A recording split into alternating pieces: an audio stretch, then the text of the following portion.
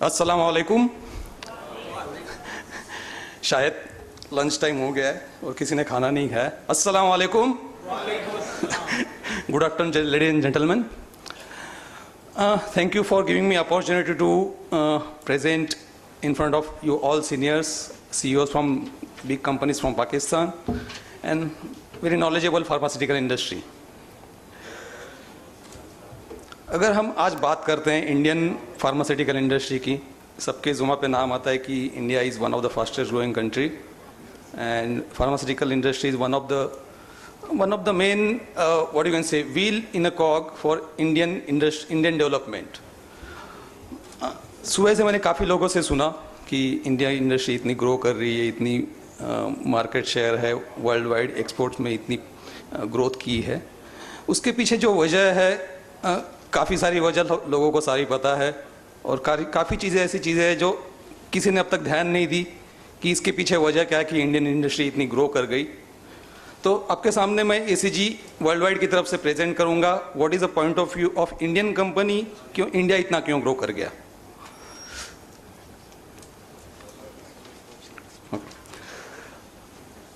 अगर हम स्टार्ट करें, किसी से मैंने सुबह सुना कि इंडिया है ओवर 200 FDA अप्रूव्ड फैसिलिटीज़, लेकिन अगर आज की तारीख में बात करें तो more than 500 units are FDA approved और MHRA approved and that is one of the reason why Indian pharmaceutical industry is doing good. अगर इंडियन डोमेस्टिक मार्केट की शेयर देखें, ग्रोथ क्या है आज की तारीख में, नियरली 13 बिलियन की मार्केट है। इसके पीछे वजह एक तो है कि पॉपुलेशन, लेकिन अगर आप इंडियन की ग्रोथ सक्सेस या ग्रोथ स्टोरी देखें तो डोमेस्टिक एक हिस्सा है, एक इम्पोर्टेंट हिस्सा है एक्सपोर्ट्स का, जो डोमेस्टिक मार्केट से भी ज़्यादा रेवेन्यू देता है इंडियन इंडस्ट्रीज़ को। और उसके पीछे वजह यह है कि इंडियन इंडस्ट्री ने काफ़ी पहले ही सोच के रखा था या किसी ने प्लानिंग नहीं की थी, लेकिन बाय डिफ़ॉल्ट उनकी फैसिलिटी अच्छी बन गई और वो काफ़ी अच्छा मार्केट शेयर ग्रैब कर सके जब अपॉर्चुनिटी मिली। अगर इंडियन इंडस्ट्री की ग्रोथ की बात देखें तो हमें पता चलता है कि लास्ट 10 ईयर्स, लास्ट 15 ईयर्स और लास्ट 20 ईयर्स, लेकिन जो उसकी नींव रखी गई थी वो 1960s में रखी गई थी, जहाँ पे किसी ने ध्यान नहीं दिया या किसी ने, आज की जो तारीख में पाकिस्तान की हालत है कि गवर्नमेंट से हेल्प चाहिए सब लोगों को, प्राइस कंट्रोल, प्राइस के ऊपर बातें होती है, लेकिन वही हाल था इंडियन इंडस्ट्री का कुछ साल पहले। लेकिन जब इंडस्ट्री खुद सोचती है कि मुझे क्या करना चाहिए, मुझे रेवेन्यू कैसे बढ़ाना चाहिए, तो वो डोमेस्टिक मार्केट से ना इंडिया में मिला है ना ही पाकिस्तान में मिल सकता है। जब लोगों की सोच बढ़े कि हमें कौन से मार्केट एक्वायर करने चाहिए, कहाँ पे हमारी ग्रोथ रखी हुई है, तो वो है एक्सपोर्ट मार्केट। और इंडियन इंडस्ट्री ने जब 1990s में इकोनॉमी फ्री हुई तब उन्होंने सोचना शुरू किया कि अब इंडियन मार्केट तो हम तो कैप्चर कर रहे हैं, इसके साथ हमारी रेवेन्यू कहाँ से बढ़ सकती है। तो डेवलपमेंट फेज़ 1 60s में शुरू हुई, फेज़ 2 70s में शुरू हुई, 80s की बात करें तो हम कह सकते कि फेज़ 3 है, एक्सपोर्ट इनिशिएटिव शुरू हो गए, लेकिन फिर भी गवर्नमेंट इतनी हेल्पफुल नहीं थी या इकोनॉमी इतनी ओपन नहीं थी कि लोग मार्केट में शेयर बढ़ा सकें या टारगेट कर सकें एक्सपोर्ट मार्केट। लेकिन फेज़ 4 जब आई, that is one of the turning point of Indian success. Market open हुई तो लोगों को पता चला कि अब मार्केट ओपन हुई है तो अपॉर्चुनिटी कहाँ कहाँ है। तो इंटरनेशनल मार्केट डेवलपमेंट और रिसर्च ओरिएंटेशन जो इंडस्ट्री में आई, इंडियन की सोच में आई, उसकी वजह यह है कि आज की तारीख में हम कहते हैं कि इंडिया इतनी 3rd biggest pharmaceutical industry in the world है।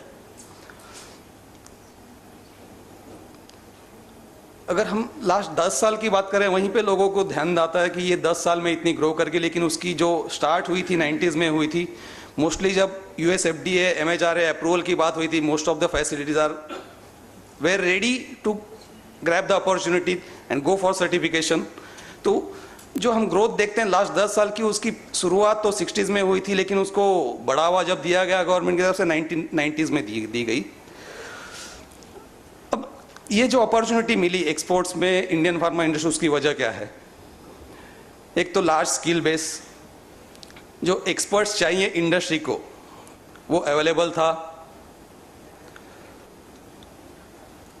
वास्ट टैलेंट पूल, ये एक बहुत इम्पॉर्टेंट पार्ट है किसी भी इंडस्ट्री का, नॉट ओनली फार्मास्यूटिकल इंडस्ट्री, कि साइंटिस्ट कितने, नए रिसर्च करने वाले कितने, इंग्लिश स्पीकिंग कंट्री है, कितने लोग पढ़े लिखे हैं जो आज की तारीख में इंटरनेशनल लेवल या इंटरनेशनल स्टडी, इंटरनेशनल रिक्वायरमेंट को समझ सकते हैं और उसको मैच करने की सोच सकते हैं।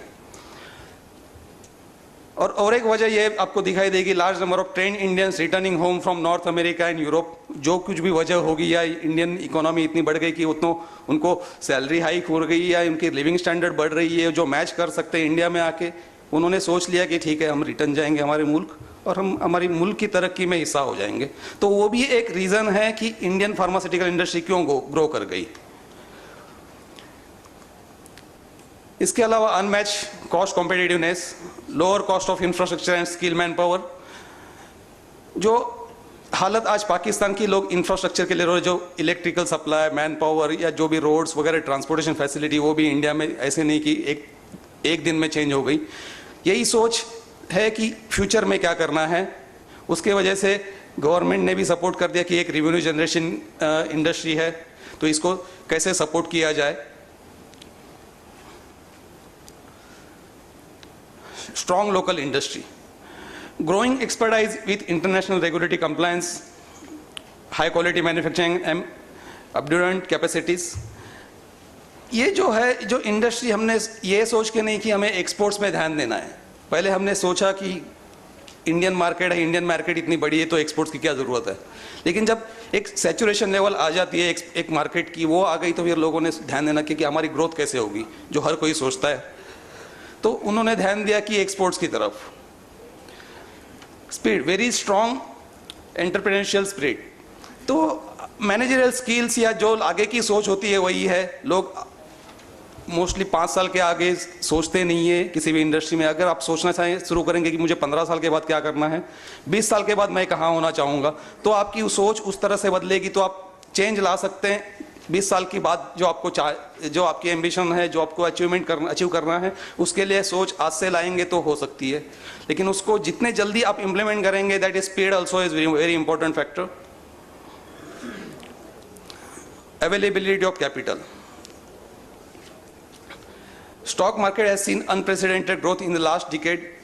It is not only pharmaceutical industry but because of collective effort of government as well as own industries. Her industry ने सोचा कि हमें ग्रोथ कहाँ करनी है, तो वो गवर्नमेंट सपोर्ट ले सकती है। गवर्नमेंट खुद होकर किसी को सपोर्ट नहीं करती कि आप ग्रो करें। अगर कोई बढ़ना ही नहीं चाहे तो उसको गवर्नमेंट कुछ भी करें, वो ग्रो नहीं कर सकती। लेकिन वही सोच होनी चाहिए कि क्या होगा, जब सोच आएगी तो पैसा अपने आप आएगा। Financial institute, financial companies are there to pay और invest in an industry which is going to grow. तो वो एक है जो इंडिया में लोगों ने देखा कि कैपिटल कहाँ से अवेलेबल होगा, तो अवेलेबल हो गया, क्योंकि people have shown what is the future. अगर आप देखें कि इंडस्ट्री के ग्रोथ के लिए कोई एक फैक्टर रिस्पॉन्सिबल नहीं होता है। एपीआई एक्सपोर्ट जो काफ़ी बड़ा मार्केट है, but it is not giving you value. और आप टॉप में देखेंगे इनोवेटिव प्रोडक्ट्स। तो इस चेन में आप कहाँ सोच सकते हैं, कहाँ पे इन्वेस्ट करना चाहते हैं, कहाँ पे आपकी ग्रोथ है, ये कॉन्सेंट्रेट करें और उसके हिसाब से आपकी ग्रोथ प्लानिंग करें।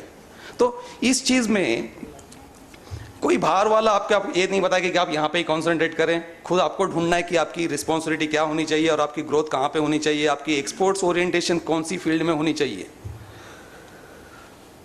और इस सारी चीज़ों में एसीजी वर्ल्ड वाइड, जो एक इंडिया की सबसे बड़ी प्राइवेट लिमिटेड कंपनी है, जैसे फार्मास्यूटिकल इंडस्ट्री ग्रो हुई, जो सपोर्टिंग इंडस्ट्री थी फार्मास्यूटिकल वो भी ग्रो हुई है। और एसीजी उसी एक कंपनी का हिस्सा है जो आज 1500 करोड़ इंडियन रुपीस की कंपनी है और it is one of the biggest private limited company in India.